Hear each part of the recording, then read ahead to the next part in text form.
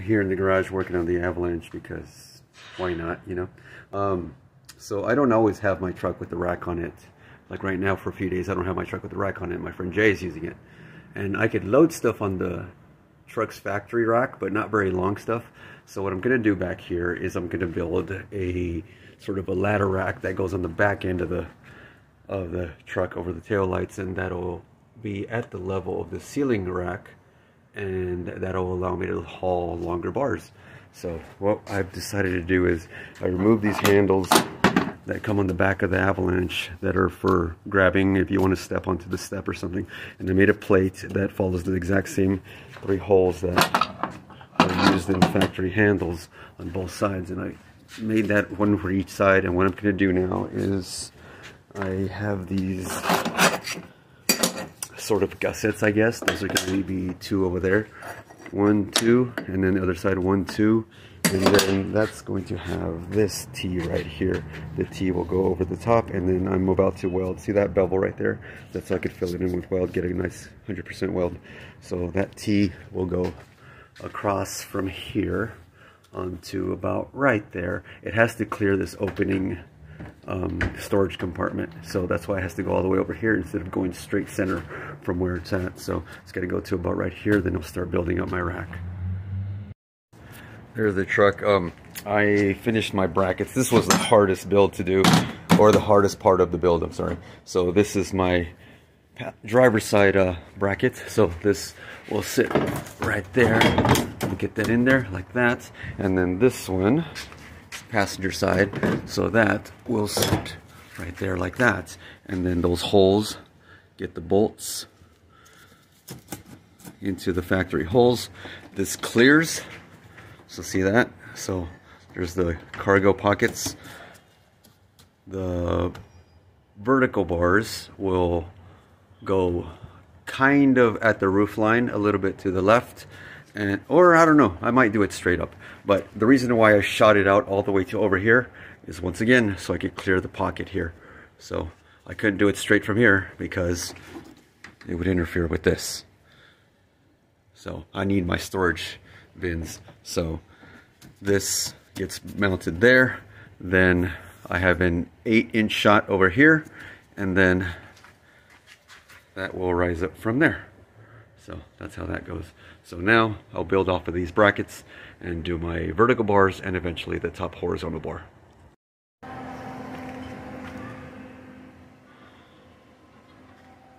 Verticals are on, only 1 tack each though. 1 tack and then 1 tack over there.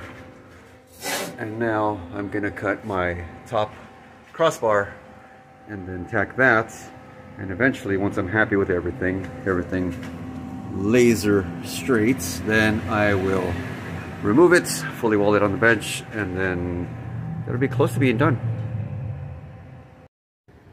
Thought I'd show this real quick before I make my cut for my top horizontal bar. So it's going to be 4 feet across, but on the ends I'm going to make a little up step, 2 inches up.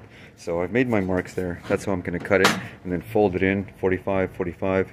It'll make a 90. Same with the other end. So going to notch that out, bend it up, and then we'll have stops on each end. And that's what that looks like right there. So I cut the notch, they're right here. Actually, I'm going to reuse these pieces that I cut out. Once I am happy with the position of that, which I pretty much am, then I'm going to stick these as gussets like that. So a little extra support, you know, why waste? So, okay, so I folded it in 90 degrees exactly, tacked it, made sure it was exactly 90, fully welded it. So that side's done, this side's done, and side to side, in between the stops, this is exactly 48 inches, which is what I needed to match the factory roof rack, which is also 48 inches. And then I'm gonna raise it up there, made some marks, make sure I'm gonna be exactly center, do a couple of tacks. These are tacked here, tacked over there. Eventually, when I'm happy with everything, I'll bring it all down and fully weld it outside of the truck and on the bench. All right, check it out. There it is, all done.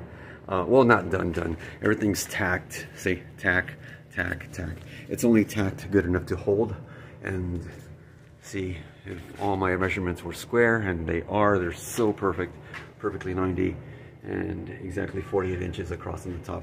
So I'm going to remove it from my wrench here.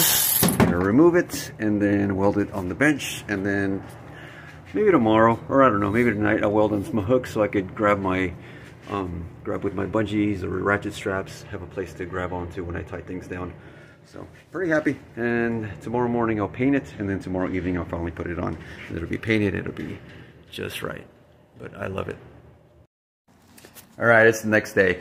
Last thing I'm gonna do is I'm gonna get these half chain links. So what I did was I bought some, where is it?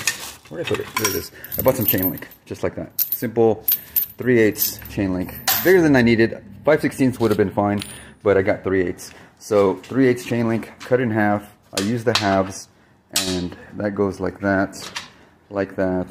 So those are points of anchor, so I could grab a strap there or grab a bungee there, whatever I'm tying down to it. Obviously it's upside down there, you see it, so that's ready for welding. So I made my marks of where each one is going to be. I'm going to do one on the bottom, two on the bottom, and then one each on the inside top, and then one each on the outside lower. So I'm going to weld those on and then sand down all these welds, which are okay, but I think it would be just so much cleaner if I just clean them up. And also the tops here, I'm gonna cap that. You don't want rainwater going in there, so I'm gonna cap that, and that'll be the final thing. Then I'll hang it, and then I'll paint it, and then later in the evening I'll put it on the truck.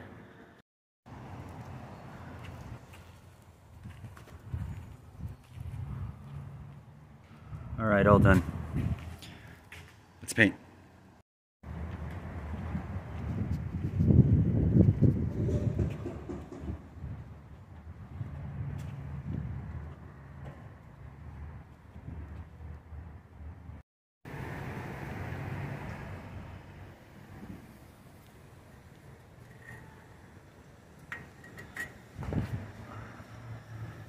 Oh yeah, pretty happy.